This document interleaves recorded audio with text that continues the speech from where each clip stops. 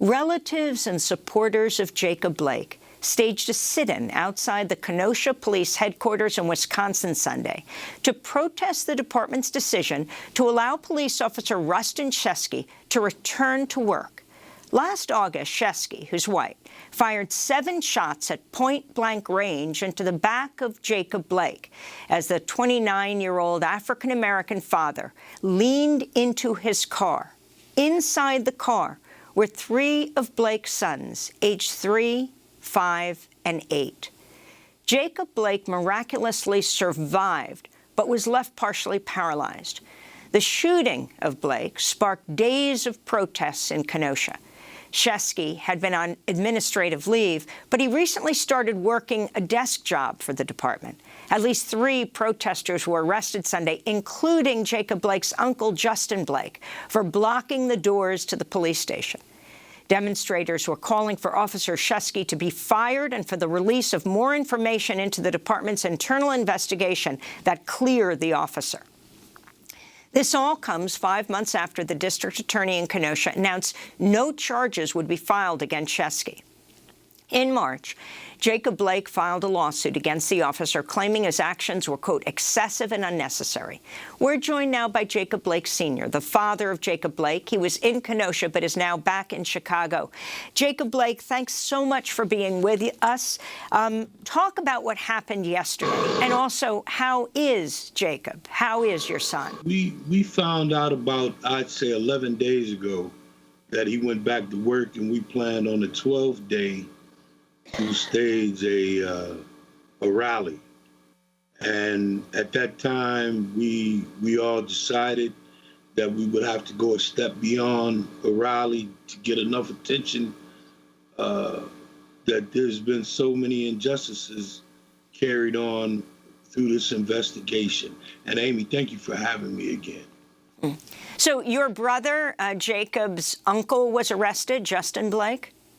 Right. Justin, I forget the reverend's name, and there was a young lady. They were all arrested.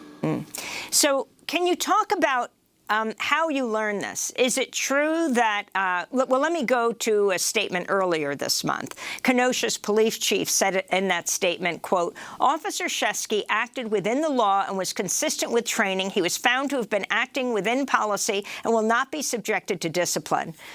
Although this incident has been reviewed at multiple levels, I know that some will not be pleased with the outcome. However, given the facts, the only lawful and appropriate decision was made. So that's what the Kenosha police said. Sheskey was returned to work in the midst of the Chauvin trial. How did you learn that he's back, and what are your demands right now? We learned that he was back through, just like everybody else did. We didn't know. And then we found out, our law team found out, but our demand is for him to be fired. And we're demanding an understanding of where his weapon was that was fired at my son. They mislocated, the weapon is gone. So we're calling for the Department of Justice to come in as an outside entity to investigate what's going on in Kenosha. Have you spoken with anyone in the Biden administration? I mean, clearly Merrick Garland, the new Attorney General, is investigating a number of police departments now, reconsidering consent decrees, reimposing them, and particularly, for example, looking at the Minneapolis Police Department after the murder of George Floyd. Well, if you didn't know, Amy, I was sick after President Biden's inaugural. I was hospitalized for some 8 weeks, and I did not get a chance to follow up, but we are definitely going to follow up with the Biden administration, and we will be speaking with them later on this week. I'm very sorry to hear that you were sick. How is your son? How is Jacob right now? And where is he? As of yesterday, Amy, he's in great spirits. We talk all the time. We text each other all the time.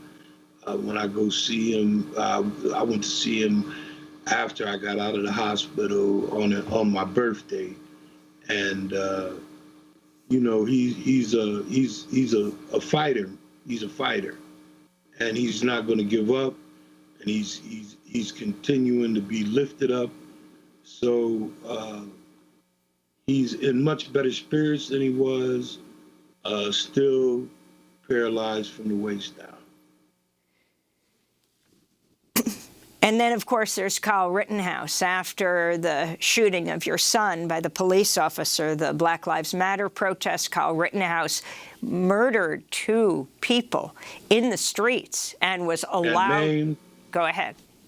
And maimed another and was allowed to go home. They gave him water and a high five. I don't get it.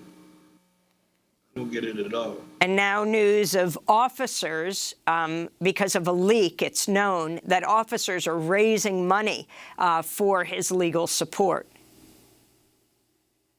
Well, I mean, my pillow guy, $2 million, and Ricky Schroeder followed up the money. I mean, is hatred the thing now? That's the thumbs up thing now, I guess. To hate my people because they look like I look.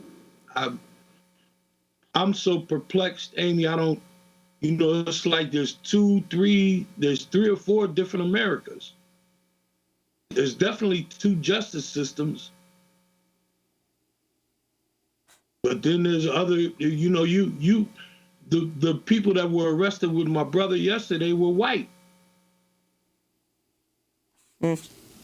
The latest news from the New York Times, a police lieutenant in Virginia fired this week after he contributed $25 to a legal defense fund and expressed praise for Kyle Rittenhouse, the teen who killed 2 people during the protests in Kenosha. The Lieutenant William Kelly, a member of the Norfolk Police Department for nearly 19 years, was relieved of his duty last Tuesday by city officials.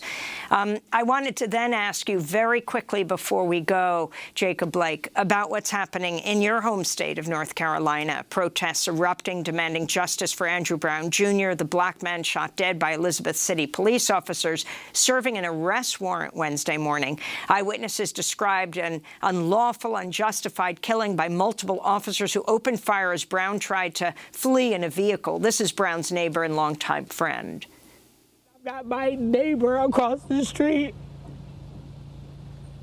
killed, and my baby comes running in my room with fear in his face. Like, how do I keep him safe if the people that are supposed to serve and protect us and keep us safe are the ones taking him out?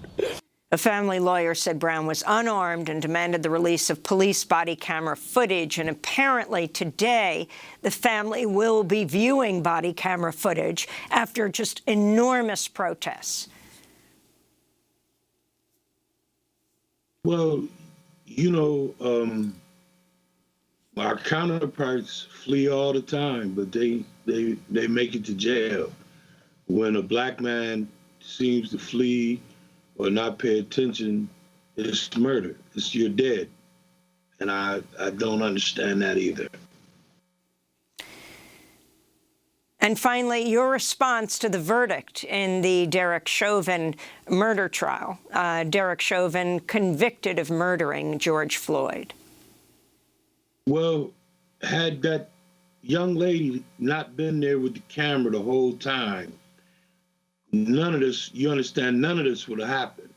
It would have been just say, hearsay, she say, they say, but you saw what happened. The jury saw what happened and came to the correct conclusion. And that's a step in the right direction, a small step. There's so many steps that we have to take because it's been 68 murders since that court case started.